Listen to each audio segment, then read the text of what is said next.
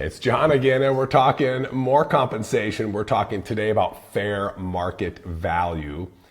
We hear this term an awful lot, and I'm sure any physician out there has heard it multiple times. And the question is, what is FMV, or fair market value? And I'll tell you that there's no particular number out there that anybody defines. I've said that before on many podcasts and many interviews and many pieces of content. So how do employers analyze fair market value? Well, there's no magic formula. They might look at a particular data set. They might look at multiple data sets. They might look at multiple data sets and blend the three of them together.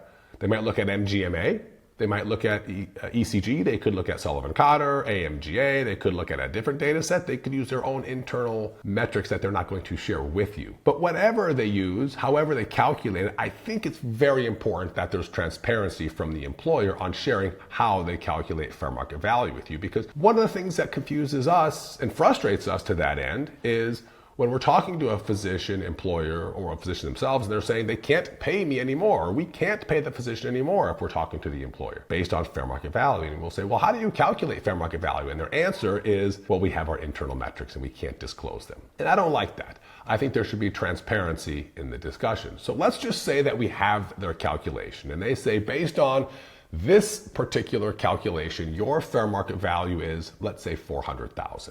Okay.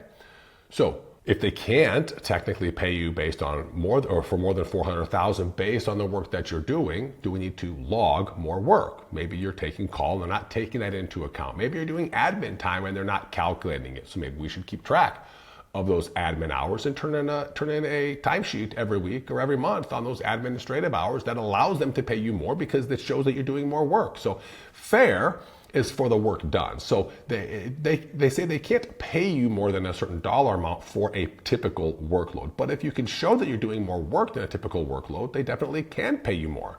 They definitely can calculate it differently. These calculation tools have multiple different inputs and variables, and all those things can be changed. And of course, it doesn't just give you a particular number, it gives you ranges of numbers. And it might give you a red range, a yellow range, and a green range. And nothing says they can't pay you in a red range or the top of the red range. It just means they have to be able to defend it if and when they get asked about it. And as long as there's documentation, as long as there's a good trail, then that should not be a problem. But it's important to talk with them and see how they define these things, because everything goes into their fair market value assessment. They're going to put your salary, if you're a new physician with a signing bonus, they're going to put that in there. But it doesn't mean that they're going to put it in for 1 year if you have a salary of $300 and a signing bonus of $30.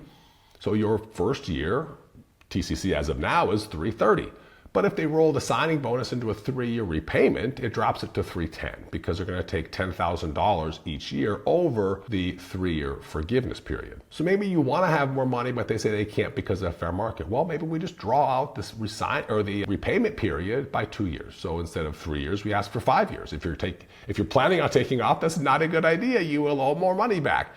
But if you plan on being there for a while, it's okay if we drag it out a little bit. Maybe you want student loan assistance and you want $100,000, but you want it forgiven in 1 year. Well, that's going to play into their fair market value calculation in year one. Now, maybe you're okay with the low salary and a higher student loan repayment so long as it's forgiven over 1 year. That might be a good trade-off depending on your individual story and your particular situation. But let's say that you think you're going to be there for a while. Your hometown community, and you plan on being there for a while. Well, let's just say $20,000 per year until the loans are paid off. Maybe you get $150,000 then. Maybe they roll it over 7 years, but that's okay. It only hits your fair market value calculation by $20,000 per year instead of $100,000 in year one, meaning you can negotiate a higher salary or a higher signing bonus or some other type of benefit in year 1, 2, 3, or 4. If there's relocation amount, the same thing. The calculation will be taken on fair market based on the number of years that the relocation is forgiven. If there's additional money for call, that's all taken into fair market value. There are benefits that look at fair market value, but not all of them. So it's important to know which ones those are. And again, having a discussion, a conversation with the employer on how they look at and calculate fair market value is important. It's important to know when your renewal date is. If the contract's evergreen, it's important to know when they'll renegotiate. It's important to know when they're going to revalue fair market value. If they say we do it every single year, okay, great. Then when will we discuss my fair market value? Because it's one thing to say we look at this every single year. It's another thing to say they update yours every year. So maybe you have a 3-year contract and the fair market value goes up by 13% next year, or 7%, or even 2%. Will they come back to you and increase what you want or what you had initially asked for? Will they get closer to that? Maybe, maybe not. So it's important to have these conversations and know what's the timing with these. If they look at fair market value only every 3 years that your contract's up for renewal, maybe we want to make it an annual renewal or a every other year renewal. Maybe you are okay with a 5-year renewal. Again, every story matters, and that's why we think customizing your particular contract and contract review for that matter is important for every physician. How to handle it if a colleague makes more or less when the fair market value, assumingly, should be the same. Again, that's an interesting question. We deal with that a lot.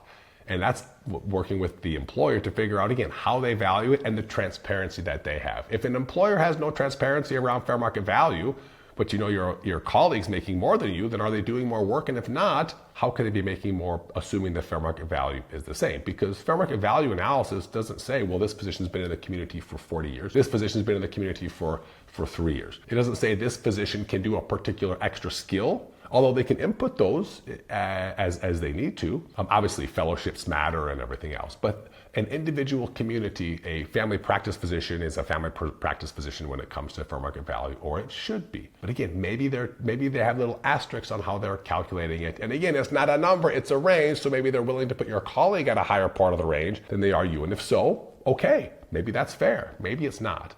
But those are the questions that we like to ask when it comes to fair market value. So fair market value is something that comes up in a lot of conversations. It's something that comes up in contract reviews. It's something that comes up in the actual contract language. And I know there's a lot of questions around it. So if anybody has any, feel free to send them on in and we'll do our best to answer them here on another episode, or we can always write you.